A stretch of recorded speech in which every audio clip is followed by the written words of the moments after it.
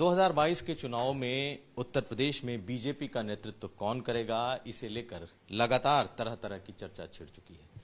केशव मौर्य ने सवाल उठाया और अब पार्टी के भीतर से भी कई आवाजें उठने लगी हैं। इस वक्त हमारे साथ स्वामी प्रसाद मौर्य हैं, जो कि सीनियर भाजपा के नेता हैं, वरिष्ठ मंत्री हैं और बड़ा पिछड़ा चेहरा है। स्वागत है आपका स्वामी प्रसाद मौर्य जी। ये बताइए कि लगातार ये बातें कही जा रही हैं कि नेतृत्व ही तय करेगा कि बीजेपी का नेतृत्व कौन करेगा।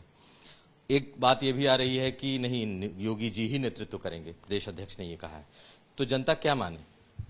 देखिए, जैसा कि 2017 में भी उत्तर प्रदेश का कोई चेहरा नहीं था, केंद्रीय नेतृत्व ने माननीय योगी जी के रूप में उत्तर प्रदेश को चेहरा दिया, नेतृत्व दिया और उन्हीं के नेतृत्व में आज तक सफलतम सरकार चल रही है।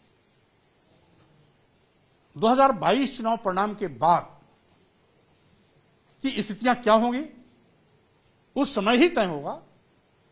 जहां तक रही बात व्यवहारिक और लोकतांत्रिक, चुने हुए विधायक लोग अपने विधानमंडल की बैठक करके अपने नेता का चयन करते हैं। लेकिन भारतीय जनता पार्टी या और भी बड़ी पार्टियों में यह भी परंपरा है कि नेतृत्व के लिए सदैव केंद्रीय नेतृत्व के द्वारा दिशा निर्देश दिया जाता है और केंद्रीय नेतृत्व तय करता है कि कौन नेतृत्व करेगा। जैसे कि पिछले विधानसभा चुनाव में प्रत्याशी मुख्यमंत्री का दावेदार कोई नहीं था। भारतीय जनता पार्टी अपने एजेंडे पर कमल चुनाव चिन्ह पर चुनाव लड़ी, पूर्ण प्रचंड बहुमत की सरकार बनी और सरकार बनने में चेहरा कौन होगा केंद्रीय नेतृत्व ने इंगित किया और सभी लोगों ने सर्वसम्मत से उस पर अपनी मुहर लगाई और स्वीकारता जाहिर की। इसलिए आज योगी जी उत्तर प्रदेश के हमारे चेहरे हैं और हमारी सरकार के मुखिया। 2022 के बाद क्या होगा तत्कालीन परिस्थितियों में अपने आप तय कर लिया जाएगा। वह केंद्रीय नेतृत्व भी तय कर सकता है, विधानमंडल दल का नेतृत्व भी तय कर सकता है, माननीय योगी जी भी मुख्यमंत्री के पुनः दावेदार हो सकते हैं और भी नए चेहरे कोई उस दावेदारी में खड़ा हो सकता है। तो इसलिए तत्कालीन परिस्थितियां ही अंतिम निर्णय करेगी कि कौन नेतृत्व करेगा और कौन नहीं करेगा। तो आपकी बात से अगर हम एक चीज निकालें कि इस चुनाव में 2022 में बीजेपी कोई चेहरे को आगे करके सामने नहीं जाएगी कि नहीं यही हमारे मुख्यमंत्री के कैंडिडेट। देखिए, वर्तमान में चूंकि मुख्यमंत्री योगी आदित्यनाथ जी हैं तो चुनाव तो इन्हीं के नेतृत्व में लड़ेंगे। 2022 चुनाव परिणाम के बाद माननीय योगी जी स्वयं पुनः नेतृत्व कर सकते हैं और जैसा कि भारतीय जनता पार्टी में परंपरा है केंद्रीय नेतृत्व देता है, तो इसलिए उस परंपरा के अनुसार केंद्रीय नेतृत्व माननीय योगी जी को भी आगे फिर कर सकता है या कोई नया चेहरा भी ला सकता है। इसलिए वो बहस का विषय नहीं है।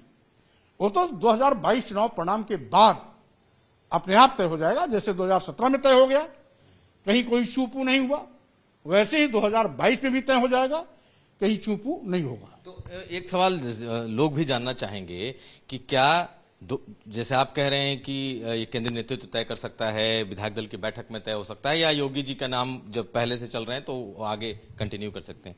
क्या बीजेपी ये तय करके जाएगी कि फला आदमी ही हमारा मुख्यमंत्री होगा, योगी आदित्यनाथ ही हमारे 2022 के बाद मुख्यमंत्री होगा? चूंकि अभी तो भारतीय जनता पार्टी ने कभी इस प्रकार का नेतृत्व तय करके चुनाव लड़ा नहीं, इसलिए उस पर मैं अभी कुछ कह नहीं। कई राज्यों में तो लड़े हैं चेहरा आगे करके, यहां भी 4 साल 5 साल आप उनके नेतृत्व में सरकार में हैं। तो क्या आपको लगता है कि ऐसा होगा या फिर तो हमने पहले भी कहा कि चूंकि माननीय मुख्यमंत्री योगी आदित्यनाथ जी उत्तर प्रदेश का नेतृत्व कर रहे हैं, इसलिए अभी चुनाव तो हम उन्हीं के नेतृत्व में लड़ेंगे। लेकिन 2022 के बाद नेतृत्व की दिशा दशा क्या होगी वो पूरा का पूरा केंद्रीय नेतृत्व पर निर्भर करता है। सर, एक सवाल ये जो लोग ये है भाई, ये कंफ्यूजन क्यों है आखिर योगी आदित्यनाथ को लेके कि वो नहीं भी हो सकते हैं, कोई और भी चेहरा हो सकता है, केंद्रीय नेतृत्व भी तय कर सकता है। इसलिए अभी आपने उत्तराखंड में क्या हुआ, हटाएगा तो केंद्रीय नेतृत्व, ये तो सर्वाधिकार पावर तो केंद्रीय नेतृत्व में है। तो इसीलिए मैंने कहा माननीय मुख्यमंत्री के रूप में योगी आदित्यनाथ जी अभी काम कर रहे हैं, तो उनके नेतृत्व में ही हम 2022 का चुनाव लड़ेंगे।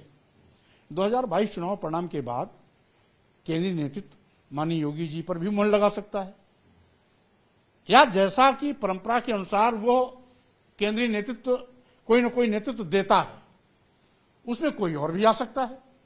तो लोकतंत्र में सभी संभावनाएं खुली रहती हैं। इसलिए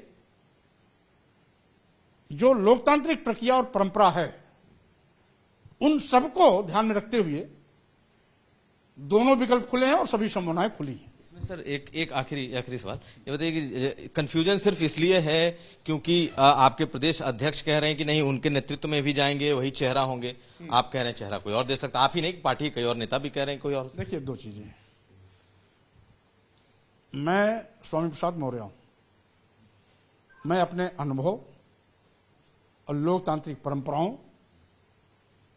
के बिना पर जो कुछ भी कह रहा हूं, इसलिए कौन क्या कह रहा है कौन क्या नहीं कह रहा है, ना मैं उस पर कोई बहस करता हूं, ना उस पर जाना चाहता हूं, और साथ ही साथ वो मानक हो सकता है, लेकिन लोकतांत्रिक व्यवस्था के अनुसार सभी संभावनाएं खुली रहती हैं और खुले हैं। पिछड़े वर्गों में कोई नाराजगी आपको दिखाई देती है या नहीं दिखाई देती? देखिए, उत्तर प्रदेश सरकार में आज अभी तक 4 साल की सरकार में योगी जी की सरकार सभी प्रकार की जो जनता की भावनाएं रही हैं उनके अनुरूप खरी उतरी है। 100% कल्याणकारी योजनाओं को लागू करना देश में पहला स्थान उत्तर प्रदेश का। चतुर्दिक विकास का कार्य संपादित करना उत्तर प्रदेश उसमें भी सबसे आगे। और साथ ही साथ कोरोना महामारी में जिसने पूरे विश्व को हिला दिया, उस कोरोना महामारी को सबसे ज्यादा प्रभावी ढंग से नियंत्रित करने का भी काम किया उत्तर प्रदेश ने। इसलिए जब उत्तर प्रदेश की जन जन की कसौटी पर योगी सरकार खरी उतरी है, तो हम समझते हैं व्यक्ति विशेष नाराज हो सकता है, कोई समाज और कोई वर्ग नाराज नहीं है। धन्यवाद। तो हमारे साथ थे स्वामी प्रसाद मौर्य, सीनियर बीजेपी नेता और योगी सरकार के मंत्री हैं। साफ तौर पर कह रहे हैं कि जो आने वाले वक्त में ये तय होगा कि चेहरा कौन होगा, विधायक दल किसे अपना नेता चुनेगा, और परंपरा के मुताबिक ये भी हो सकता है कि मुख्यमंत्री योगी आदित्यनाथ ही दोबारा चेहरा हों।